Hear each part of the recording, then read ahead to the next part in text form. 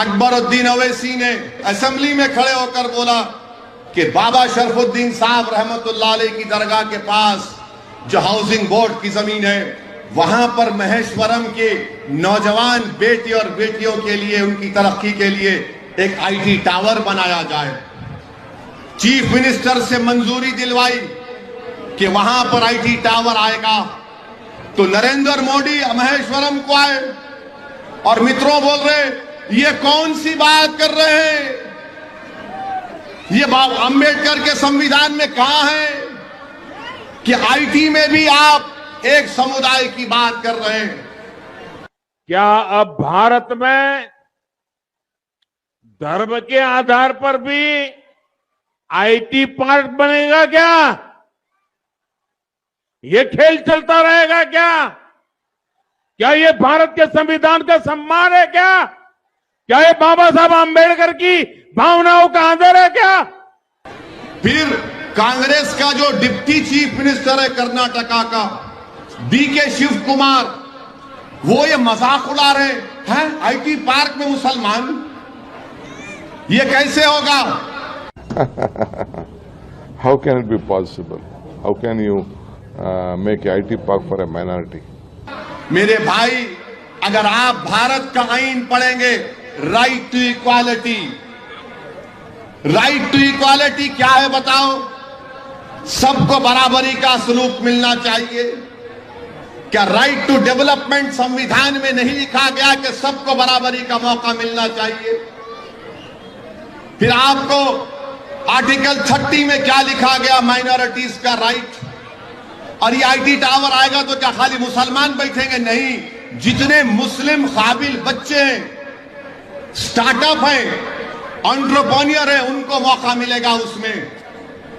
याद रखो, आज तुम होटल खोल रहे हो, मंदी की होटलें खोल रहे हो, छोटी छोटी दुकानें खोल रहे हो, अपने दिल पर हाथ रखकर बोलो, क्या तुम अपनी औलाद को नहीं चाहोगे कि जब आईटी टावर आएगा वहां पर मेरा बेटा और बेटी बैठ कर एक कंपनी को कायम करें?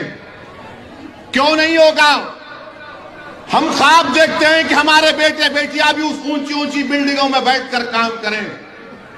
उनके पास क्या काबिलियत नहीं है काबिलियत।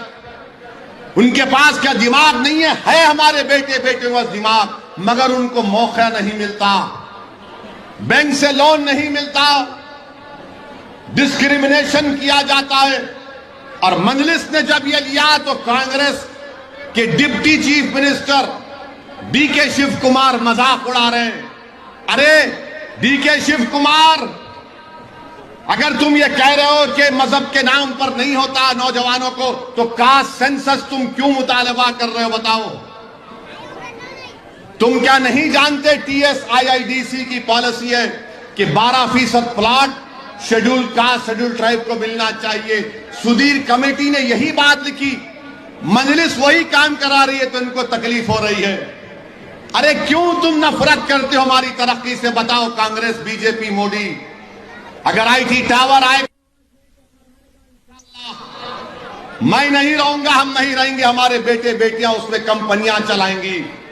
ख्वाब देखो नौजवानों, मेरी बेटियों, ख्वाब देखो, तुम बुलंदियों पर पहुंचना, तुम ताकतवर बनना, इतने ताकतवर बनना कि ना सिर्फ तुम्हारे घर से गुर्बत का खात्मा हो, बल्कि तुम दूसरों को अपनी कंपनी में नौकरी देना। आज हम नौकरी की तलाश में, कल ये जाएंगे तो कल वो खुद नौकरी देंगे। ये मजलिस चाहती है, ये बीजेपी नरेंद्र मोदी को और डीके शिव कुमार को पसंद नहीं आता। मेरे अजीज दोस्तों और बुजुर्गों, इस बात को आपको समझना है। क्या आप आईटी टावर चाहते नहीं चाहते? महेश्वरम में बताओ मेरे को, आप कितने लोग चाहते? हाथ उठाओ, पूरे हाथ उठाओ, पूरे हाथ उठाओ। तो क्या आप कांग्रेस को वोट देंगे जो मुखालिफत कर रही है? क्या आप मोदी की बात को सच मानते हैं? हम तरक्की देखना चाहते हैं। आज मंडी की होटल है, अरे बारकस के बाद शहर खत्म हो जाता था, अब पूरा शहर आ रहा है गप गप खाने के लिए, आ रहा है। मगर जब आईटी टावर देखेगा तो बोलेगा मंदी खा के बास आईटी टावर में कंपनी में जाना। ये ख्वाब है मेरा, पूरा होगा इंशाअल्लाह। मूसाराम बाग में, मलकपेट में 1100 करोड़ का आईटी टावर का फाउंडेशन स्टोन डाल चुकी है मजलिस।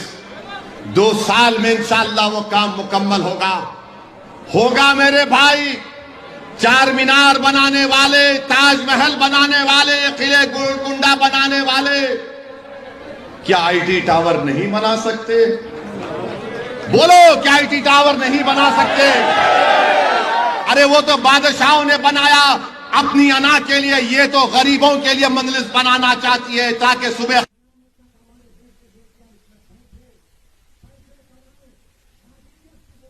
कंपनियां चलाएं। कब तक दुबई इधर जाएंगे? ये काम हो सकता है मेरे अजीज दोस्तों, मेरी इज्जतदार मां और बहनों।